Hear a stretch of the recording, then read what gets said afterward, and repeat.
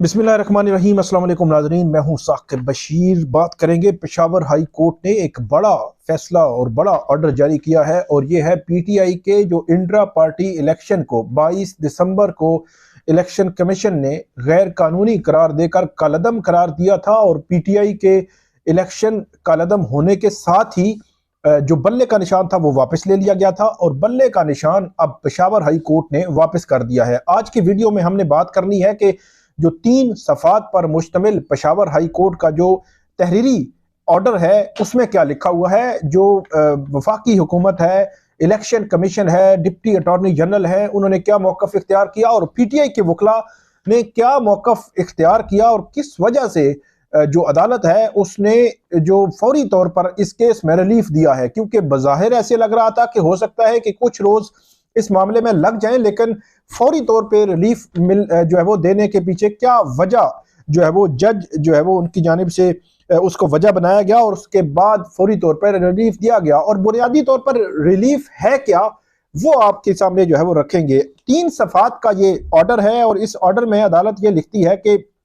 जो पटिशनर जो इमरान खान के और जो पीटीआई के वकला थे बैरिस्टर अली जफर और बैरिस्टर जो है वो गौहर अली खान जो चेयरमैन पीटीआई बहाल हो चुके हैं इस वक्त,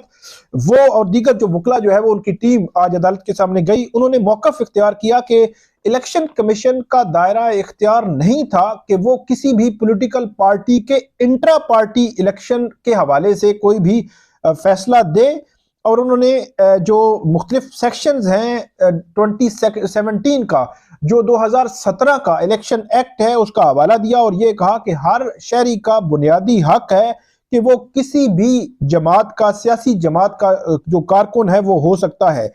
और जो इलेक्शन कमीशन है उसके पास इख्तियार नहीं था कि वो किसी भी सियासी जमात के आइन के मुताबिक जो है वो इंतखाबात को कालअदम करार दे कि उसके अपना जो आइन है, मतलब किसी भी सियासी जमात का अपना जो आइन है उसकी खिलाफ वर्जी में जो इलेक्शन हुए उसको इलेक्शन कमीशन कालअदम करार दे। ये पीटीआई के वकला ने मौक़िफ़ इख्तियार किया कि ये इख्तियार जो है वो इलेक्शन कमीशन के पास नहीं है। उसके बाद उन्होंने ये भी कहा कि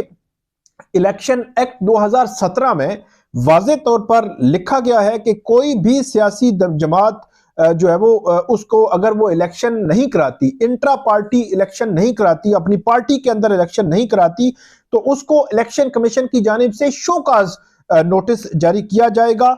और उसके बाद इलेक्शन कमीशन शोकाज नोटिस जारी करने के बाद उसका इंतजार करेगा। अगर शोकाज नोटिस जारी करने के बावजूद वो उसको कंप्लाई नहीं करते, उस पर अमल दरामद नहीं कराते और दोबारा से इंट्रा पार्टी इलेक्शन नहीं कराते, तो फिर इलेक्शन कमीशन जो है उस पॉलिटिकल पार्टी पर 2 लाख रुपए जुर्माना आयद कर सकता है। और मैक्सिमम इसमें जुर्माना 2 लाख रुपए लिखा गया है और जो मिनिमम है वो 1 लाख से कम ना हो। उन्होंने कहा कि ये 2017 के इलेक्शन एक्ट में लिखा गया है और इसी के तहत इलेक्शन कमीशन ने जो है वो ऑर्डर करना था। उसके बाद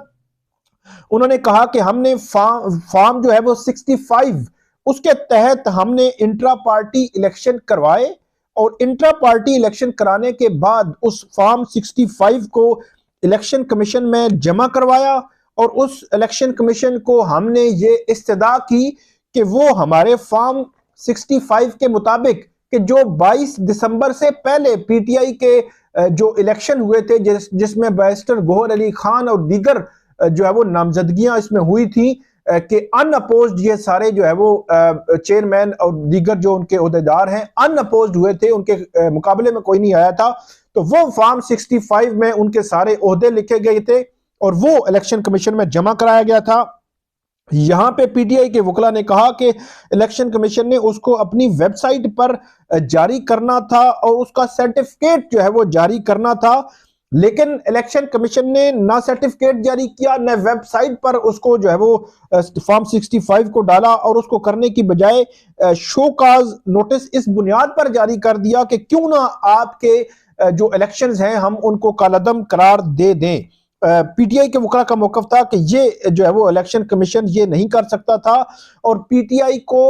अपनी जो पोजीशन है, अपना जो डिफेंस है वो लेने के हवाले से वक्त नहीं दिया गया, मौका नहीं दिया गया और बगैर मौका दिए जो जल्दी में 22 दिसंबर को इलेक्शन कमीशन ने यह फैसला सुनाया और उस फैसले के तनाजुर में इलेक्शन कमीशन ने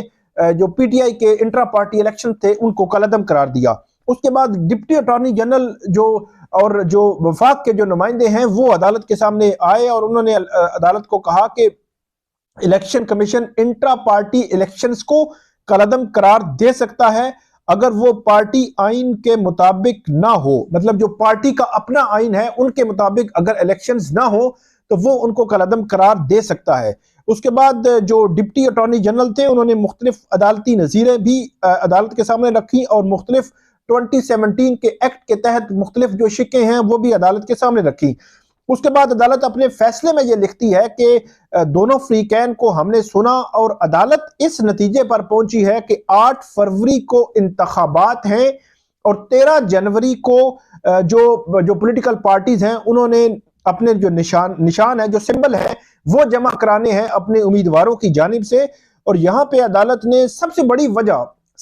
बड़ी वजह जो बनी है पीटीआई को आज रिलीफ मिलने की, वो मैं अभी जो पढ़ने लगा हूं वो है। अदालत ये लिखती है कि इसका मतलब ये है कि आम आवाम में से जो भी अपनी ख्वाहिश के मुताबिक अब किसी भी सियासी जमात को वोट देना चाहता है, ये उसके हक से उसको महरूम करना है, मतलब जनरल पब्लिक को उसके हक से महरूम करना है। अगर आप एक पॉलिटिकल पार्टी का जो सिंबल है वही जो है वो वापस ले ले, ये वो पॉइंट है, जो टर्निंग पॉइंट आप इसको कह सकते हैं कि जिस पे अदालत ये कन्विंस हुई कि आम जो जनरल पब्लिक है उसका जो ख्वाहिश है, उसकी ख्वाहिश को आप उसकी ख्वाहिश से उसको महरूम नहीं कर सकते कि वो जिसको वोट देना चाहते हैं उसके महरूम कर दिया जाए। उसके बाद अदालत ये लिखती है कि जो तमाम फ्रीकैन, मतलब जो वफाक है उसको इलेक्शन कमीशन है और दीगर तमाम फ्रीकैन को 9 जनवरी के लिए अदालत ने नोटिस जारी किए हैं और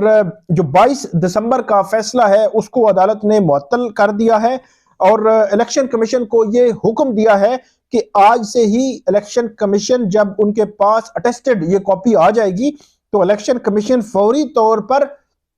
जो इंटर पार्टी इलेक्शन हुए थे वो फॉर्म 65, मैंने आपको बताया था कि फॉर्म 65 के मुताबिक बैरिस्टर गोहर अली खान जिसमें चेयरमैन बने और दीगर जो ओहदे हैं वाइस चेयरमैन है और दीगर जो ओहदे हैं उसमें सेक्रेटरी जनरल है उमर अयूब,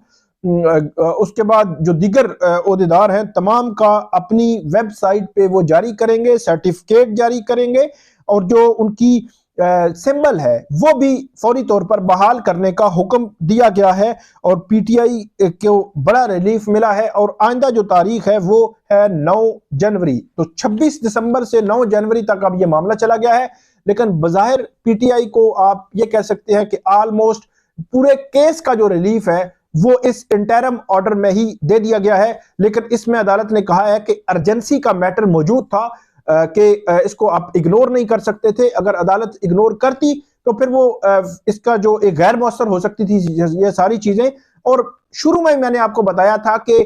किसी भी पॉलिटिकल पार्टी से 45 डेज जो है वो कबल 45 दिन पहले किसी भी पॉलिटिकल पार्टी से इलेक्शन का सिंबल वापस लेना, ऐसी पॉलिटिकल पार्टी जो एक पॉपुलर पार्टी है पूरे मुल्क में उसके जो है वो लोग मौजूद हैं, उससे इलेक्शन सिंबल वापस लेना, ये इलेक्शन कमीशन का एक मुज़िका खेज फैसला था। 22 दिसंबर को जब आया था उस रोज भी हमने बात की थी, आज तक ये करते रहे हैं कि आप ये फैसला अब पब्लिक को करने दें, अवाम को करने दें कि 8 फरवरी अवाम किन को वोट देती है, बजाय इसके कि इन टेक्निकलिटीज में पढ़ के आप एक बड़ी पॉलिटिकल पार्टी से उसका सिंबल जो है वो वापस ले ले। तो ये थी आज की हमारी अपडेट, 3 सफ़ात का पेशावर हाई कोर्ट का ये ऑर्डर था। उम्मीद है आपको हमारी ये वीडियो पसंद आएगी, इस पे हमें फीडबैक जरूर दीजिएगा। अल्लाह हाफिज।